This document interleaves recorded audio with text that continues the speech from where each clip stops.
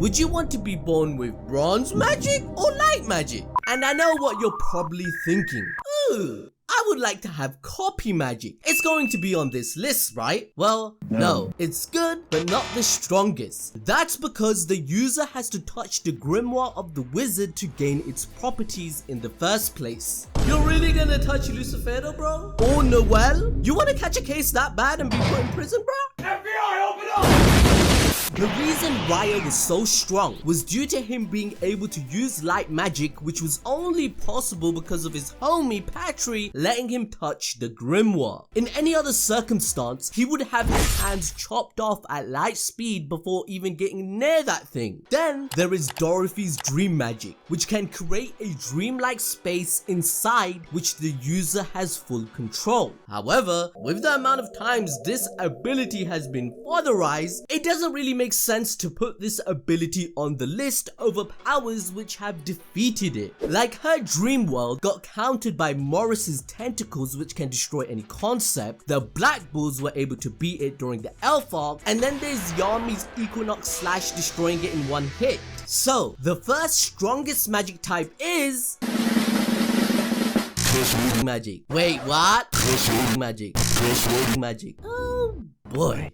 Yeah, this magic is so OP that you cannot even say its name, because if you do, you will die. This is only one of infinite methods this curse wording magic can be used. For example, I curse you, yes you, to hit the notification bell. But with its introduction, Noelle's mother and the Hot Queen are cursed and are dying. Asia actually did, which means Wizard King level knights are also affected and cannot do anything. Some of these curses carry the additional risk of being passed on to those who talk about them, which can only be avoided by entering a space separate from the normal world, such as Dorothy's dream world. Anything can be cursed, even spirits, as Varnica did it for the first time against Udine and destroyed all their countermeasures. But another overpowered ability is that it can create an army for you. The curse can be bestowed onto other humans which work under Varnica. Megecula later on added this power up to another degree when she reanimated 100 Dark Disciples, whom, by the way, all scaled to around a captain. However, if these minions are proven useless, you always can just use another curse called Exploding Life on them, which detonates the devil power that they have. This is capable of destroying everything in its vicinity and looks like to be as big as a town. Noelle was about to die against Varnica if Patry didn't show up. But why was Noelle struggling in the first place? Well, that's because curse warding magic also has the ability to use Decaying World, which can destroy opponents' spells, wrap around to bind opponents, and apply curses. Whilst this spell is active, any rune arrays that are applied to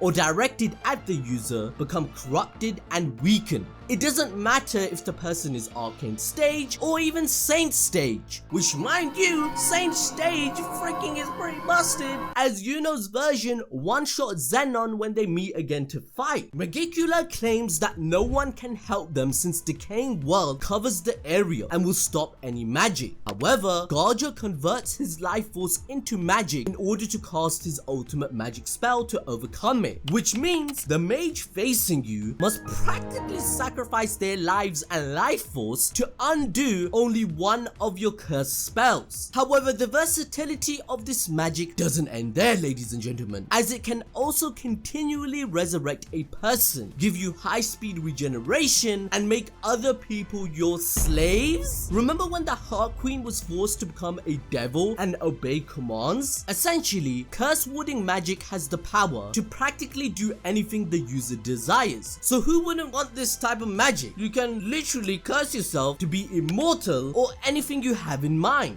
Now, we of course have to talk about the most broken magic power in the whole series, Augustus Kira Clover XIII's light magic. Being the magic type of the king himself, it has the strongest ability. I mean, it's so busted that it gave Kira enough riz to bag these baddies. Okay, but seriously though, this magic type is actually pretty powerful even if this bozo's completely useless with it. It's kind of like how we see bronze magic in the hands of Seke to be extremely weak, but Yosuga of the Ryuzen 7 is a beast with a variant of the same magic type in Iron Magic, despite bronze actually being a far superior metal. And so similarly, in the hands of a competent user, the effectiveness of light magic is unrivaled. It allows the user to generate and manipulate light at will, which is of course light speed. Julius even says that it's faster than his own time magic in chapter 36. This means that speed is the most important attribute for its user. We see this in action when Patre tries to make light work of Julius. Get it? Light work? Okay, never mind. However, furthermore, we also get to see the first Wizard King use it in action against Zagred. One of the biggest feats is of course showcased by Lumiere 500 years ago. After Licht turned into the ancient demon who was powerful enough to threaten the extinction of all humanity, Lumiere managed to defeat it using his light magic. Then in the current time, a resurrected Lumiere was able to eviscerate the magic absorbing otherworld creatures with his lamp of Avia Gloria. Now, a lot of magic types are extremely powerful on a concentrated small scale, but with light magic, Patre was able to hold the entirety of the Clover Kingdom hostage with the Arrows of Judgment, which when commanded by the user would rain down and destroy an entire country in an instant if it wasn't for Julius reversing it. A surprise addition to this list is Maria Leona's Hellfire magic, or to be more precise, the sheer potential of fire magic altogether. I know it sounds all boring and generic, but the fire spirit Salamander alone is stated in the databook to have been capable of drying up an entire ocean with just a swing of its talons. And so honestly, the potential of fire magic is quite literally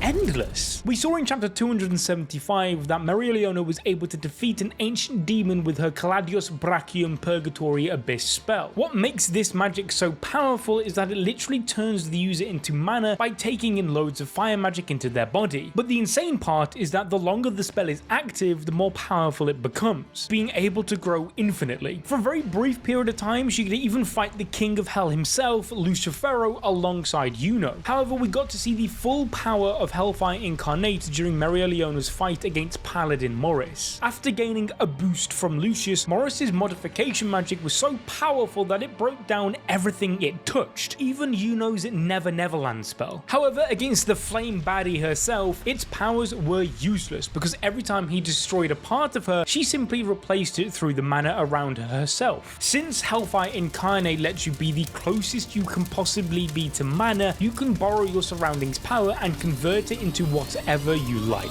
That's how its power grows infinitely the longer you are in this form. The only real limit is how much you can handle before your body eventually becomes nothing but pure mana. Nonetheless, we got to witness just how incredible fire magic could be during Asta's fight against Nama and Lilith. Nama, a supreme rank devil, is the pinnacle of flame magic that we've seen in Black Clover, where they can literally burn anything. It was so powerful that it even burnt away Nakt's Sacrificial Monument of Atonement spell, something that doesn't even physically exist, which gave us the revelation that Nama's demon fire magic can burn light, darkness, shadow, and even invisible concepts. What's even crazier is that this was before Nama even got serious. At this point, they were still just playing around with Nakt. Furthermore, with this tier of fire magic, Nama was one with the flames just like Maria Leona and was tanking hits which were passing straight through her. Now there is one final break in the timeline that Asta has caused, and that is you clicking on the video on your screen right now. Go on, do it. It is peak fiction.